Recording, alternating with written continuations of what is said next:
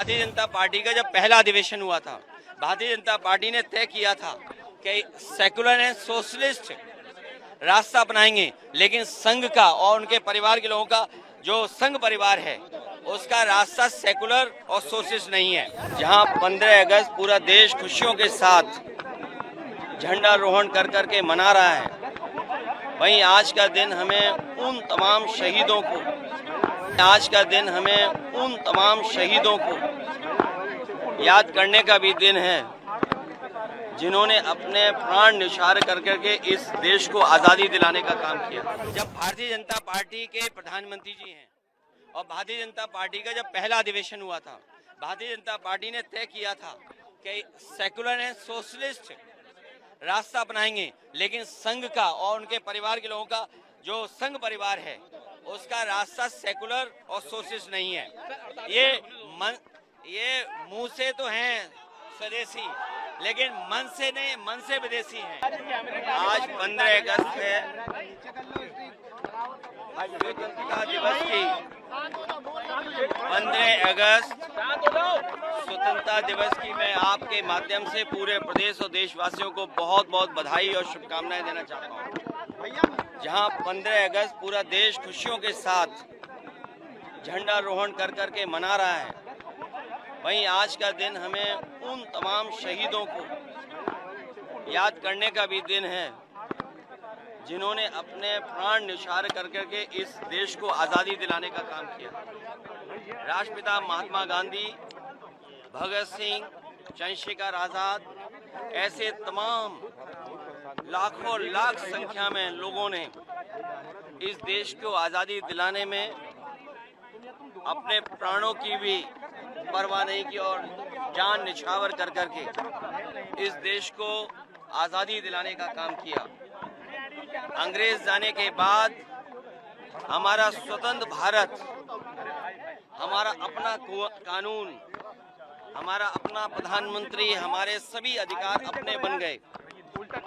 आज जब हम 15 अगस्त और स्वतंत्रता दिवस मना रहे हैं, वहीं ये भी हम याद रखें कि हमारे सामने जो दुनिया की चुनौतियां हैं उनको भी स्वीकार करना होगा।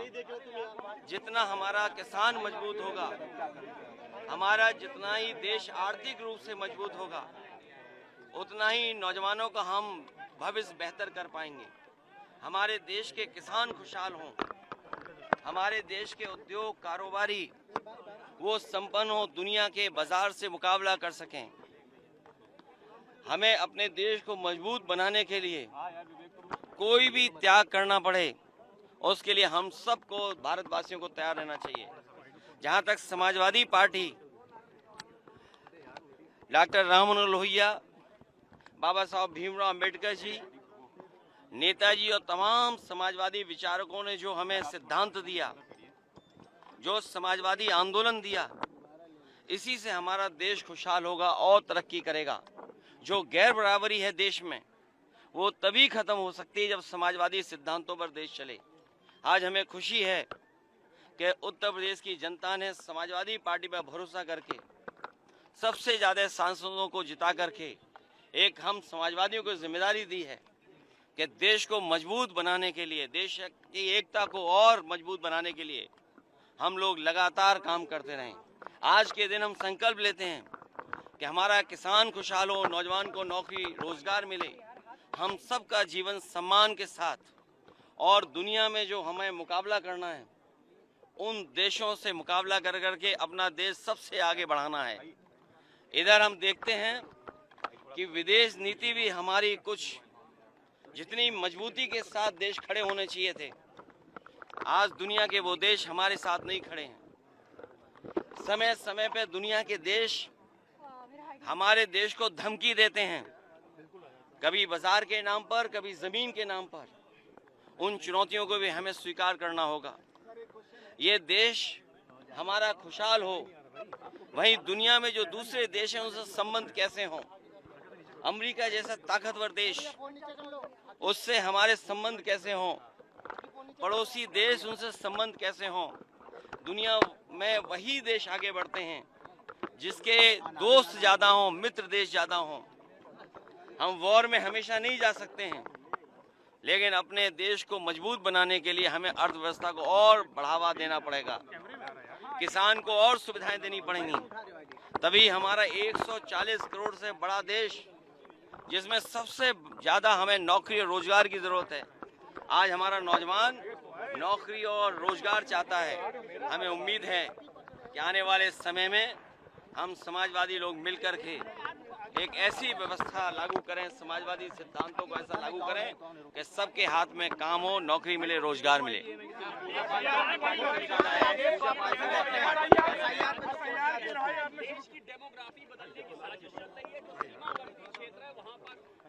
ये प्रधानमंत्री ने मैं आज के दिन ये अपील करना चाहता हूं, भारतीय जनता पार्टी के लोग 15 अगस्त को झूठ न बोलें।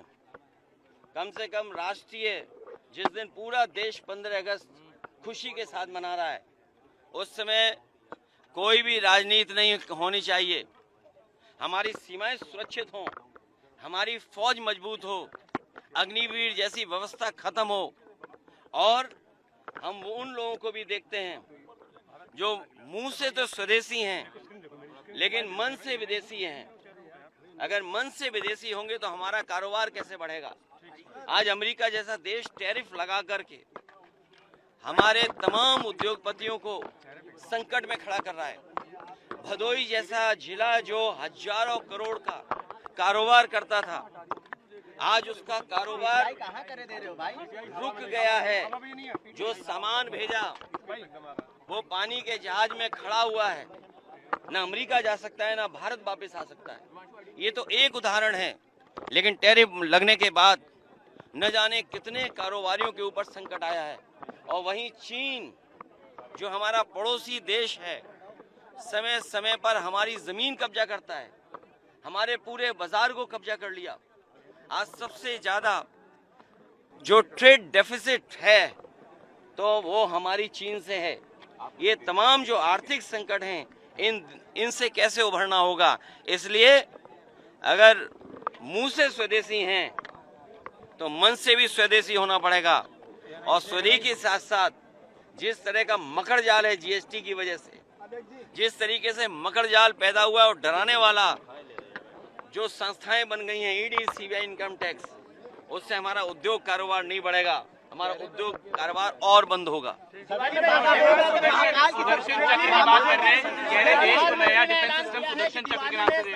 देखिए, काफी बदलाव होगा जीएसटी को लेकर। इनका बदलाव नोटबंदी में भी देखा हम लोगों ने, इनका बदलाव जीएसटी में भी देखा कि सबसे ज्यादा संशोधन हो गया है।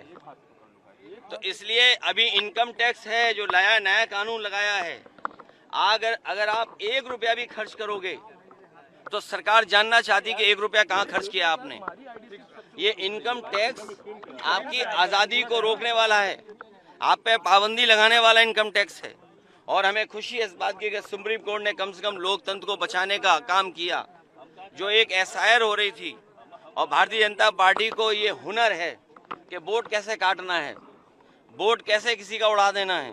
कम से कम इस फैसले के बाद पॉलिटिकल पार्टीज बूथ स्तर पर अपना वोट बचा पाएंगी और अपना वोट जुड़वा देंगी। लाल किले से आरएसएस की तारीफ करी कि 100 साल उनके पूरे हुए, ये एक बड़ा कदम है आरएसएस के लिए। प्रधानमंत्री लाल किले से तारीफ करी। ये संगी साथी ग्रुप, ये जो ग्रुप है, ये संगी साथी और भारतीय जनता पार्टी, मैंने कई बार कहा आपसे और फिर एक बार याद दिलाता हूं कि भारतीय जनता पार्टी का जब गठन हुआ था तो भारतीय जनता पार्टी के पहले जो राष्ट्रीय अध्यक्ष बने थे और भारतीय जनता पार्टी के पहले अधिवेशन में ये तय हुआ था कि उनकी पॉलिटिकल पार्टी की विचारधारा सोशलिस्ट होगी, सेकुलर होगी। ये आज फिर सोचना है इनको, और ये जो 100 साल पूरे हुए हैं, इनको अंग्रेजों को बधाई देनी चाहिए, क्योंकि सुनने में आता है और कुछ इतिहासकार ये लिखते हैं कि कुछ संगठन अंग्रेजों ने बनाए थे जिससे भारत को धर्म के आधार पर विभाजित किया जा सके, हिंदू और मुसलमान की खाई पैदा की जा सके। इसलिए संगी साथियों को भी अपनी पहली विचारधारा जो थी समाजवादी और सेकुलर, उसको याद रख करके देश को और आगे बढ़ाना चाहिए।